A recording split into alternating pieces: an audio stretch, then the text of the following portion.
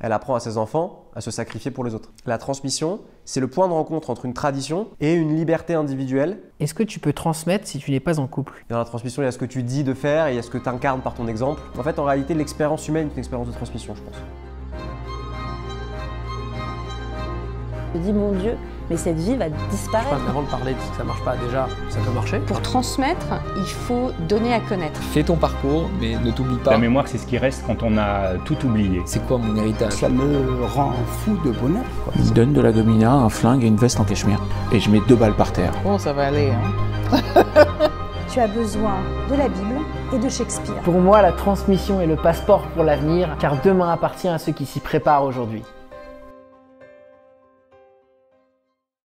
Alors notre invité du jour est un ami de longue date. On s'est rencontrés quand on avait à peine 18 ans dans une colonie de vacances. Et depuis, pas mal de choses se sont passées. Il a notamment fait HEC, il a eu 20 sur 20 au bac de philosophie, il a été invité au Grand Journal sur Canal+, félicité par l'ancien ministre de l'Éducation nationale Luc Ferry. Puis il a travaillé, il a fait quelques job, on pourrait dire alimentaire. Enfin, il va nous dire ce qu'il en pense, mais depuis récemment, on s'est tous les deux rapprochés encore plus, car nous avons décidé tous les deux de suivre notre instinct et avoir une mission très particulière. Il a créé un podcast, il va nous en parler, dans lequel il parle du couple et notamment comment transmettre au sein du couple et donc toutes les problématiques de transmission de son héritage, de ses valeurs à travers le couple. Finalement, le couple est un point d'entrée pour la transmission et donc on va en parler aujourd'hui. Je suis extrêmement heureux d'accueillir Johan Guez dans ce podcast. Salut Johan. Hello. Ça va? Est-ce que cette présentation a été exhaustive? Peut-être je te laisse compléter quelques mots. J'ai eu un parcours un peu sinueux. Après ma diplomation, du coup, j'ai pris un an sabbatique pour faire de la musique. C'est à ce moment-là que j'ai chopé un peu des skills pour pratiquer ça et pour devenir producteur. Après, j'ai travaillé avec un marchand d'art sur le marché de l'art contemporain. Puis, je me suis mis à mon compte en tant que producteur de musique grâce aux compétences que j'avais acquises pendant tout ce temps-là parce que j'ai fait de la musique, j'ai continué d'en faire pendant toute cette période. Et plus récemment, effectivement, je me suis un peu réorienté. Alors, je continue à faire de la musique, mais vraiment à mi-temps. Et j'ai créé un podcast avec ma femme qui s'appelle La Voix du couple et dans lequel on parle de couple et du couple comme une voie, c'est-à-dire comme un chemin d'accomplissement spirituel. Voilà, donc ça touche un peu à plein de sujets en fait, développement personnel, spiritualité, transmission aussi. Enfin voilà, il y a vraiment tout un… Le couple, c'est très très large, la relation, c'est vraiment, c'est vraiment un prisme qui te permet d'aborder énormément de sujets. Donc voilà, et donc c'est vrai que ce projet-là a plutôt bien marché, ça fait un peu plus de 6 mois qu'on est dessus.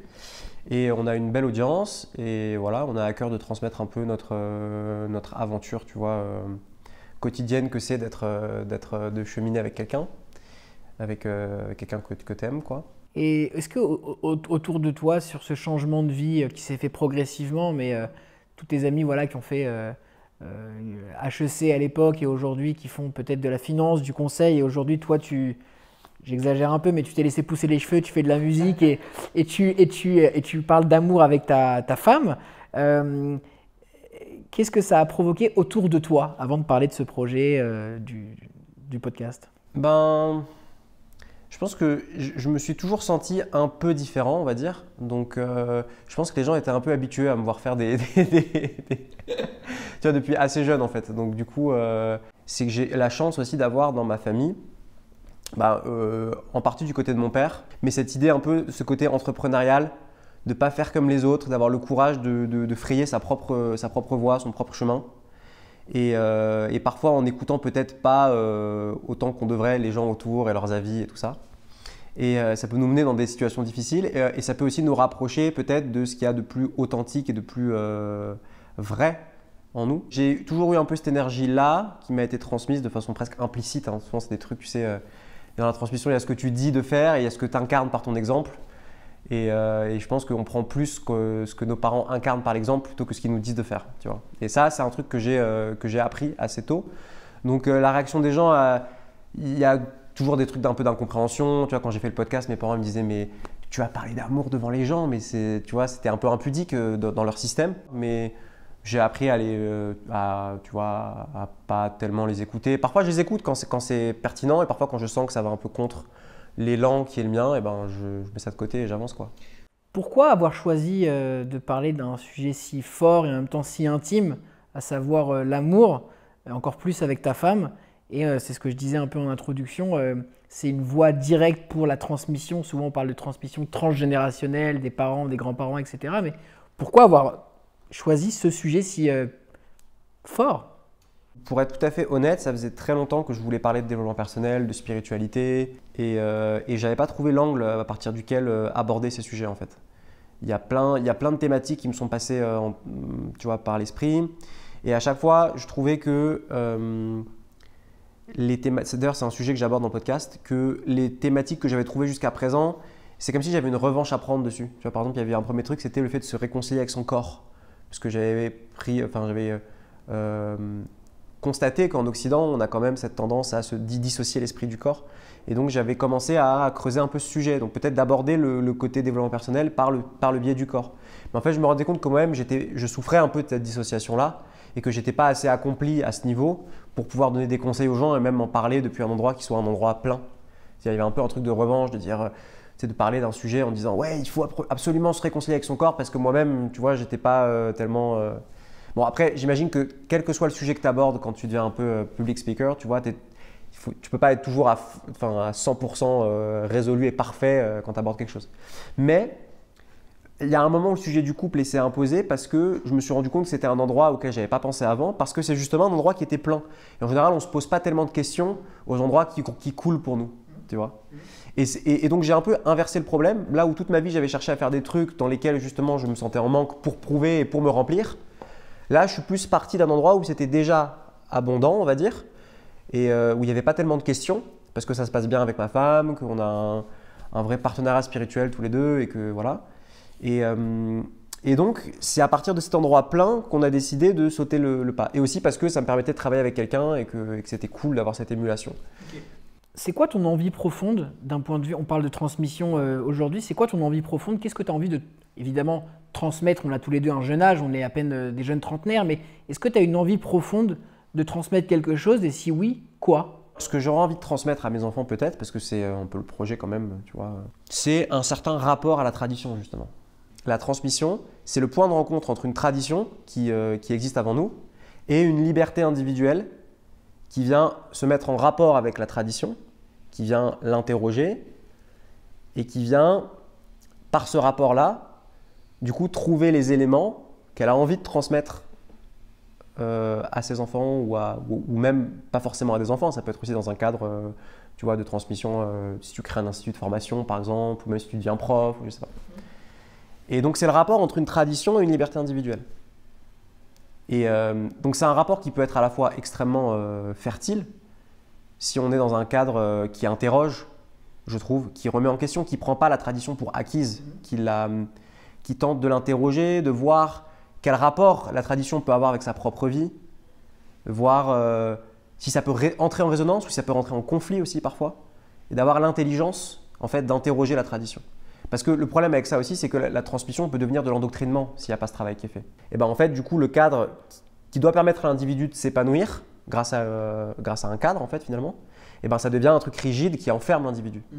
Et là, il y a une vraie, pour moi, il y a un vrai, la transmission, il y a vraiment un enjeu énorme à ce niveau-là, parce que c'est l'endroit où va potentiellement pouvoir se transmettre une liberté ou une aliénation. Et ça invalide pas du tout la nécessité d'un cadre pour autant. Parce que je pense que dans notre société aujourd'hui, on est à une heure où on a voulu jeter le bébé avec l'eau du bain, tu vois, c'est-à-dire jeter le cadre avec les éléments néfastes qu'il y avait dedans. La transmission, c'est trouver la bonne distance entre la tradition et l'individuel. Et qu'est-ce que l'individu fait avec cette tradition et comment il le remet en question, etc. C'est très clair. La transmission, est-ce que c'est quelque chose de direct ou d'indirect que tu fais grâce à ton podcast? C'est une excellente question. J'ai écouté un podcast sur cette question-là, où ça va répondre un peu à la question, qui est hyper intéressant. Le mec disait un truc qui m'a un peu chamboulé. Tu vois. Il disait une mère qui sacrifie sa vie pour que ses enfants puissent faire des études. Et, voilà. Ça peut être bien. Ça peut être bien. Ça a des aspects positifs. Tu vois. Il ne s'agit pas de juger dans l'absolu. Mais en réalité, ce qu'elle apprend à ses enfants, ce n'est pas à devenir des individus autonomes. Elle apprend à ses enfants à se sacrifier pour les autres, en se sacrifiant elle-même. tu vois. Et il ne s'agit pas de juger cette situation parce que ça peut être noble dans certains cas. Tu vois, ça peut avoir l'envie que ton gosse fasse plus d'études pour s'élever socialement. Et ça peut être beau aussi et ça part d'une bonne intention. Mais si elle se sacrifie trop pour ça, c'est-à-dire qu'elle supprime sa vie de femme, voilà, et ben en fait, ce qu'elle apprend, encore une fois, c'est à ses enfants, c'est par l'exemple en fait. Ce que ça montre, c'est que ce que tu apprends à tes enfants, c'est pas ce que tu leur dis et ce que tu leur permets, c'est en réalité ce que tu incarnes toi-même par ton exemple. Je pense que ça invalide pas complètement l'aspect contenu, c'est-à-dire ce qui est dit quand même, c'est important, tu vois. C'est quand même important. Mais en dernier instant, je pense que ce qui reste, c'est l'énergie qui est véhiculée en fait. De la même façon, tu sais, quand il y a quelqu'un qui est décédé dans la famille et que les années passent, de quoi tu te souviens, tu vois? Tu te souviens d'une énergie. Tu vois, il ne reste plus que quelques mots finalement. C'est cette impression qui reste. C'est pas, tu vois, les livres, c'est beau, c'est bien. Mais en dernier instant, c'est on va dire, l'énergie avec laquelle tu transmets. Je pense que c'est vraiment peut-être ce qui est le plus important en fait. Je suis entièrement d'accord avec ce que tu dis. Les livres, c'est très beau, mais en effet, à la fin, il reste une énergie, un moment, une lueur de souvenirs, etc. Et d'ailleurs, c'est ce que je dis souvent avec les familles que j'accompagne, c'est que il y a évidemment le livre physique qu'on donne à la fin, mais il y a tout le processus de création de ce livre. Et souvent, les entretiens sont beaucoup plus marquants. Il y a beaucoup de pleurs, de rires, d'émotions dans les entretiens. Évidemment, le livre qui est un beau livre à la fin, c'est super agréable de l'avoir parce qu'on est fier et on a cristallisé tout ça dans un livre physique, tangible. Mais c'est vrai que ce qui reste aussi, c'est les entretiens, c'est les moments passés, c'est un moment du quotidien. Et donc, on aime les livres, mais en effet, ça va aussi bien au-delà que ces simples feuilles de papier. Le sujet de cette discussion, c'est évidemment la transmission. Et en préparant cet entretien, tu me disais que le couple, pour toi, est à la base de la transmission. Pourquoi ? Dans les sociétés occidentales, et en particulier en Europe, où la famille nucléaire est un peu le socle de la familiale, hein. C'est-à-dire la famille nucléaire, c'est les enfants naissent, ils grandissent, et puis après, ils s'en vont du domicile pour former eux-mêmes un couple avec quelqu'un d'autre. Et ça devient la cellule de base. Tu vois, c'est un homme, une femme, séparés du foyer du père ou de la mère, et qui va créer son propre foyer, puis les enfants à nouveau voilà. Donc, du coup, on a cette structure familiale en Occident, en tout cas, qui est très présente. Et donc de facto, hein, d'un point de vue presque anthropologique, c'est la base de la transmission, puisque c'est à cet endroit que s'opère l'éducation des enfants. Dans notre inconscient et dans la façon dont on vit la transmission en Occident, oui, le couple est voué à rester le socle de transmission. Qu'est-ce que tu penses, tu me parlais de tes parents, qu'est-ce que tu penses que tes parents t'aient transmis à toi ? La créativité déjà. Ton papa faisant de la musique, ouais, et toi aussi ? Mon père est artiste, donc il y a un truc de créativité très fort. La rigueur aussi, plus du côté de ma mère. La créativité de mon père et la rigueur du côté de ma mère. Et je pense que c'est parmi les deux plus beaux cadeaux qu'ils m'ont donnés, au-delà de l'amour et tout ça, mais voilà, là on parle vraiment de plus de structure de personnalité. Ces deux aspects-là qui me permettent aujourd'hui d'accomplir des projets et de les mener à bien. Parce que ces deux énergies, je trouve qu'elles peuvent, si elles sont bien utilisées et si elles sont bien mises en regard l'une de l'autre et qu'elles dansent l'une avec l'autre, eh ben, ça peut donner des très belles choses en fait. Donc ça, je dirais que c'est à cet endroit-là, je pense que j'ai le plus de gratitude. Et aussi, bien sûr, l'amour qu'ils m'ont donné, le soin, tu vois. Genre, mes parents, c'est des gens qui sont très attentionnés, qui ont un langage de l'amour très dans les petits gestes, qui sont très présents, tu vois. Et ça aussi, en fait, c'est peut-être aussi ça, finalement, aussi le plus important à la base, c'est le socle aussi, tu vois. Le socle, c'est ça. La question que j'ai envie de te poser absolument, c'est la suivante. Ouais. Est-ce que tu peux transmettre si tu n'es pas en couple ? Bien sûr. Bien sûr. Un podcast, c'est un espace de transmission. En fait, tout projet dans lequel tu inclus des gens et dans lequel tu parles de ton vécu et tu essaies d'orienter les gens vers eux-mêmes, en fait, dans leur propre chemin vers eux-mêmes, à chaque fois que tu es dans cette position-là, tu transmets.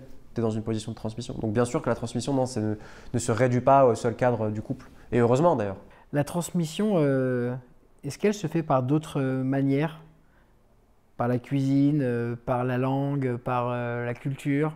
Bien sûr. Comment tu le vois toi ça ? Bien sûr, tu peux même voir l'école en fait comme un cadre de transmission. Bien sûr.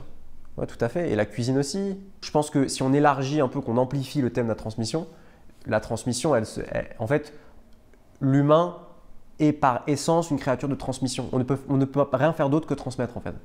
Parce que comme nous sommes des êtres de relation et qu'on entre en rapport les uns avec les autres et qu'on a ce côté très mortel finalement, on est toujours face à la nécessité de penser à la pérennité de ce qu'on a construit. Que ce soit pour les gens qu'on aime, pour nos enfants, c'est un peu le socle de base quand même, mais aussi à l'échelle d'une société. Que les idées qu'on a reçues restent vivantes. Et même les religions à la base, c'est ça aussi. C'est cette idée de religion, tu as aussi l'idée de religaré, c'est-à-dire relier à la fois au divin et en même temps relier les hommes entre eux. Cette idée de fédérer sur un socle commun. Donc tout ça aussi, c'est de la transmission. En fait, en réalité, l'expérience humaine est une expérience de transmission, je pense. Merci, Johan. Merci, Sacha.